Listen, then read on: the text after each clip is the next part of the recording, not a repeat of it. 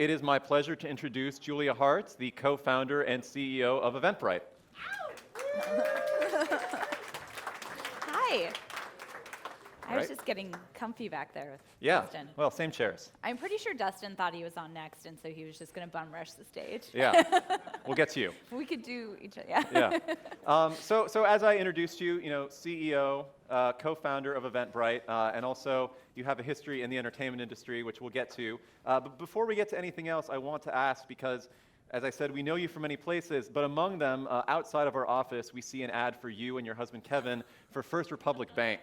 It's all seared into our minds. So before we get to any of the Eventbrite stuff, story? Just quickly, if you have a story as to why you are a great story, the poster couple for them. It's a great story. So Kevin and I started Eventbrite 10 years ago, and with our third co-founder, Renaud, and Kevin's pitch for it was, why don't we do something together, we'll make no money, and we will put all of our money into it. And I was like, that sounds like an awesome idea. That's what happens when you're 25 and in love.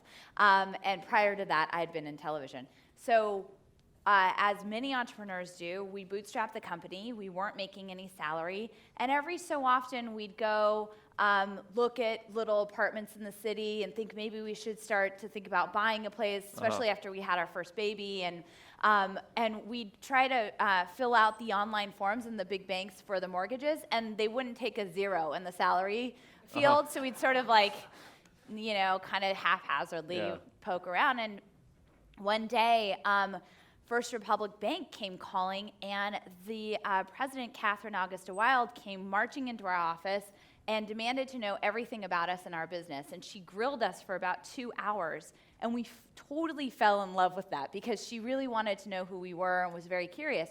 So long story short, they helped us buy our first home. They were really active, and I'm now a First Republic Bank commercial, but they were really sincerely active in helping us buy that first home, and they took a risk on us. So she said as a side note, on the way out of the meeting when we're signing for our first big kid home, she said, would you participate in our annual report? And I said, yes, absolutely. Not fully understanding what that would mean. So a lesson to read the fine print, because that picture was taken about 7 years ago, or 6 years ago, and it's been running ever since, and we really don't have any control over where it goes. But always used for First Republic, not But it's for always anything else. First Republic. Okay, at but least we're that. very happy First Republic customers. And I think I got the ultimate end of the deal because Catherine now serves on our board. Excellent. So it's been a great relationship, but we get calls and emails all the time about this ad. And yeah, so I'd like to say it was our first Great, mortgage. but brings it full circle that she's now on your board. Yes. So let's go to the early days of Eventbrite. You guys launched in 2006. That's right. Which was a year before the iPhone first came onto the market. So I imagine a ton changed in the time between 2006, what happened with the iPhone, and what's gone on after that. So really, what has changed in the ticketing industry from then till now? Well, I like to say that Eventbrite has benefited from the good fortune of 3 major trends that kind of provided some tailwind for us. So mobile, social, and really this idea of connecting big data and consumer insights and just the proliferation of that information. So Eventbrite powered 2 million events last year, and we have about almost 600,000 active event organizers using the platform to grow their businesses through events, and about 45 million active ticket buyers who are finding great things to do. And when we started, there really was no self-service technology platform for anybody who wanted to host an event and sell tickets. So we had Evite, and you had Ticketmaster. You had obviously some players in between, but our biggest competitor was people who were doing things offline. So using email invitations and guest lists at the door, and largely trying to create a revenue stream, but with a lot of friction in between. And so we just started out with the notion that we wanted to democratize ticketing, and we wanted to harness the power of technology and the technology that was available to us then to build this open platform. What I think that helped us do was almost make the unsexy sexy. So when you think of the 2 million events on Eventbrite, that long-tailed, it's a bunch of hyper-local events, right, in categories that maybe nobody would have thought of to create a business around.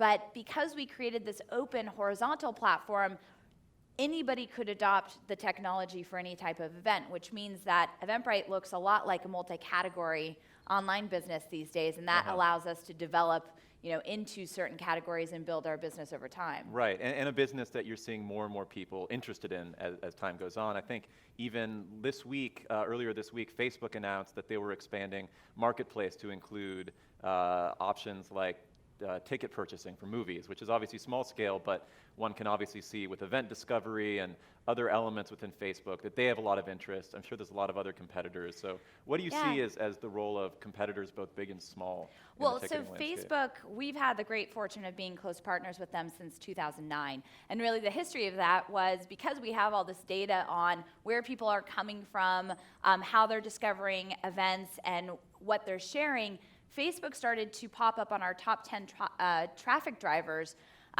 in late 2008, early 2009. And we were acutely aware of the opportunity. So we reached out to Facebook and we were able to get access to their events API, and we're really a part of the first Facebook Connect launch. And so it made it easier for organizers to publish their event into Facebook events to really drive sort of natural organic attention and awareness. This was really free ads, right, to their event. And then also for ticket buyers to be able to share their events on Facebook. And so we have that benefit of an 8-year relationship, 7 or 8 year relationship. So this year we got together and integrated the purchasing experience in Facebook. So Eventbrite, our partnership allows for anybody to be able to buy a ticket through their newsfeed in the native app, and now in the events app. Right. And that's just a natural evolution for us, because we view Facebook as one of the strongest distribution platform for our event entrepreneurs to really grow their businesses, and then for that discovery element to take place, which makes the consumer experience so much better. When you can discover an event on Facebook, you can see who's going, and you can seamlessly buy your ticket without leaving the feed, and you get the barcode to the event right there. And so the barcode exists in both the Eventbrite app and the Facebook app, which I just think, again, goes back to the idea that we want to make people's lives easier and better. And to us, distributed commerce makes a lot of sense in that realm. Sure. And Eventbrite does market itself not just for ticket purchasing and that sort of workflow, but also event discovery. That's right. How much do you feel like you guys are reliant on Facebook for event discovery versus what you can do on your own? Well, I think that's one of the more nascent areas of Eventbrite. I would say that we haven't quite cracked the code on consumer discovery, and I'm really honest about it, because I think nobody has really cracked the code. When you find out, by the way, I'm sure let people know. Our approach is really to first and foremost take the data that we have. So we have 45 million active ticket buyers. In San Francisco alone, 1.8 million people in the Bay Area have bought tickets this year to events. And when we look at that, we can really start to understand behavior and trends and desires. So our approach to discovery is around hyper-relevancy. And, again, we believe that Facebook is going to be a strong driver for us and a great partner, but that doesn't mean that we're going to step off the gas for discovery, because in our sort of ecosystem, we call it Rally. We have a specific app that targets people in San Francisco and New York right now, where you can find a hyper-relevant feed of events based on where your friends are going, what you're interested in, as well as our content. And so we have original content that we're now publishing through a content site called Rally. It's all part of the same. That really starts to delve into, mostly millennials in these cities and what we know they want to do and how they can connect with their city.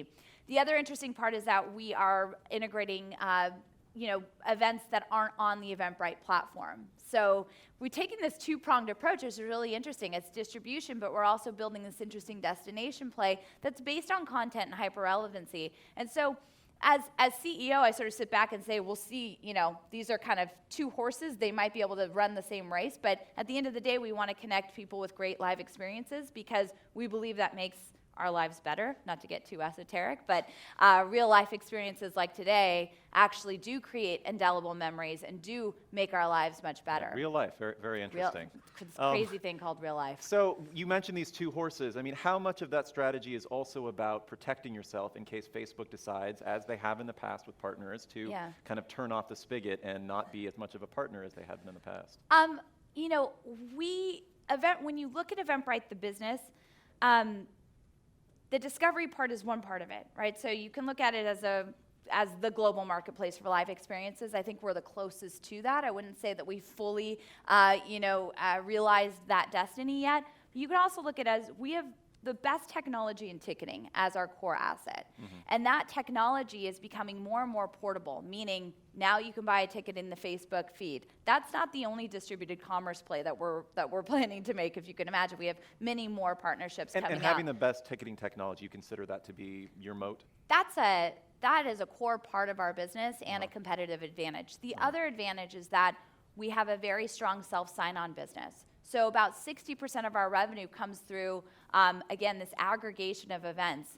555,000 organizers found Eventbrite through marketing channels, have signed up on their own, and that's a collection of millions of events that, again, don't usually come onto the radar of a bigger ticketing company, or it's not that possible to build a successful company around just one category. And so I think Eventbrite's done a great job of, over the last 10 years, building this moat of the long tail. And then when you look at our sales-driven business, we're pushing into specific categories to really grow that type of inventory. Music's a big one for us this year. We've made a concerted effort in music. We've seen really strong growth in music festivals, which has been also on the rise as a trend in the US and in Western Europe. And we're also pushing into music venues. So thinking about what music venues need and being able to deliver that.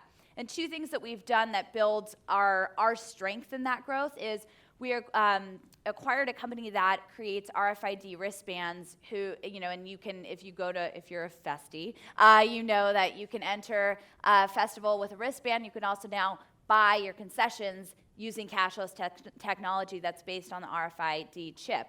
We believe this is very early days for us. We released this product last year. We saw tremendous growth. We had over 1 million people use this. We saw 2x on concession spends when you're not actually taking out your credit card or cash. Sure. Probably not a big surprise.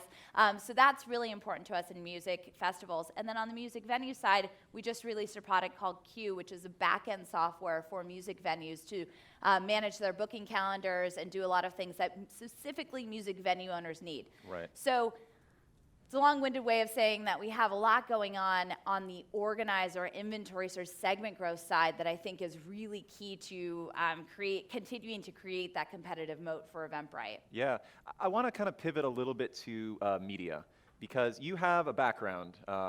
Prior to starting this company with your husband, you were an executive at several media companies. You began your career at MTV.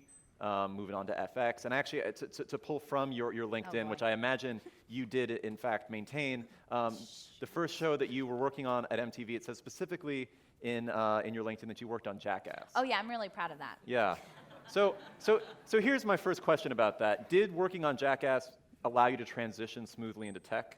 Yeah. It prepared me to live with my husband. Yeah. No.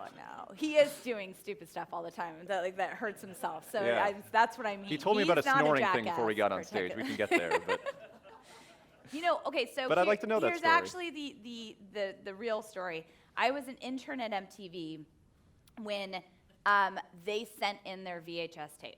And so that moment, my job was specifically to take the VHS tape, which really ages me, and make copies of said VHS tape and distribute them. And so I remember making copies of this tape and barely being able to sit through it without throwing up, and then going around and dropping them off on the floor. I was on Colorado Avenue in Santa Monica, and that was a very distinct moment of understanding that something was different. And while our team had produced Real World and Road Rules, so we kind of had this great, freedom because we were sort of the cash cow. Other teams were doing things with Jessica Simpson, and the newlyweds. And so we kind of felt like, oh my God, if we can actually get this on air, this would be amazing. Sure. And so we became very mission-driven to actually get it to air. And this was prior to, again, going back, this was prior to anything that FX does, that really kind of rivals what you used to only be able to pay for to see. And I think it was a groundbreaking moment for this type of genre. But the best part of working on Jackass, so I worked on the first 2 seasons and the first movie before I moved on to FX. The best part were the weekly legal, compliance, OSHA, and standard and practices calls. Yeah. Because they had OSHA on the line, everybody would get together, and the guys would be at their studio having smoked whatever they could have. Sure. And would take the entire team through line by line a very detailed description of what they wanted to do, and their ideas ran about 6 pages long every single week, and we would just be on mute just dying laughing, because then the comments back from the legal team were like, you can do that, but you have to encase it in something, and I mean, it was just amazing. So that was a great experience. You paid many legal bills on that. But seriously here, we're at this point where a lot of media companies are looking for business models outside of advertising. Yeah. And certainly events is part of that. So how do you see, the rising presence of media companies as competition for? Well, it's a really exciting time, and it feels personally to me like my life is starting to make a full circle, right? So my experience in media allowed me to have a point of view. That was a long time ago. Frankly, it was 10 years ago, and so much has changed. But of course, I've followed. I think media companies are really starting to get wise to the fact that their users and their consumers are actually craving these live experiences. And we call millennials the live experiences generation. That's just simply because they are actually going out a lot more and valuing their experiences over things, right? Yeah. To festivals and other things. But what I also see, as an interesting data point is the opportunity for brands to either create their own live experiences to build consumer sentiment and to build, love brands, but also to be in these larger live experiences like festivals and start to really partake in the economy that's happening there. So obviously with our sort of ad-event technology, we're looking at the future of that, how we can tie together brands and consumers really seamlessly in these live experiences, and we see that trend rising. I think it will continue to rise. I'm optimistic and biased, but I'm excited to see how we can play a role in that because we know where the consumers are going. Right, but how much do you feel like they will be, competition for you guys down the road? How much will MTV want to get involved in all of the sort of millennial live event game that you guys are in? That's where, again, there's a great advantage to being in a business like ticketing, because actually nobody really wants to get into ticketing. It's a pretty difficult, nuanced, and there's a lot of thankless work in ticketing. So because we started 10 years ago and because we've grown this great technology platform, I feel that we have a great advantage. And because we're thinking about it in terms of this, how can we continue to be this operating system for ticketing? We have a huge wide berth for partnership, and I'm really interested to see how we can continue to grow into partnerships like we've done with Facebook. So for the first few years of the company, you served as the president with Kevin, your co-founder, serving as the CEO. Earlier this year, you stepped into the CEO role. Kevin is now at Founders Fund. What has changed for you in moving from this kind of internal-facing role to external? I know kind of typically in the past, what the new CEO often does is tell the board everything the previous CEO did was garbage, and I'm going to fix everything now. Yeah. Might be a little bit more difficult given the relationship, but what has been the change for you in this new role? The striking difference is that we don't have the same Google Calendar anymore, so we're sort of, we have no idea where each other is, so that's caused some friction. Sure. But thankfully we have Asana, which is the Hartz family operating system, so I'm having a geek out moment with Dustin. Yeah, no, but the we'll real, get to at Eventbrite, exactly that. I have been there for 10 years, so for me to point to anything that I think should be different, I have to first own it and explain the context, and then explain why it should be different. And the board's given me a lot of room to do that. So it's exciting because, I don't get to blame the last guy, and I don't get to pass the buck. I own it, I understand the context, but I do see the future as being opportunistic and different from where we've been in the last 10 years. And so I'm in the midst of it. I think yesterday was my 6-month mark as CEO. Right, a big mark. A big mark. I'm still alive, and we're happily married, so that's awesome. Sure. But I think that this is a moment in time where we have a great deal of opportunity. Our biggest challenge is focus. I have a different leadership style than Kevin, so it's all kind of coming together right now. And I'd say it's not it's definitely not for the faint of heart. And I don't think I appreciated how difficult being a CEO actually is, even though I sat next to him for 10 years. You didn't believe it. Yeah, exactly. So I used to be the good time gal, right? Now I'm sort of, trying to find my footing. Sure. But I'm excited about the opportunity. Eventbrite next year will be a self-funding entity, so that's exciting. We'll have a fair amount of cash in the bank. So I'm excited about what that yields for us in terms of opportunity. And I'm in it. I'm energized. So it's a good time. Great. Well, congrats. I wish we had more time. So many more questions to ask. We'll have to do this some other time. But I can't wait to hear what Dustin has to say. So yeah. I'm going to get off the stage. Anyway, but thank you. Thank you so much, Julia. This was great. Awesome. Right.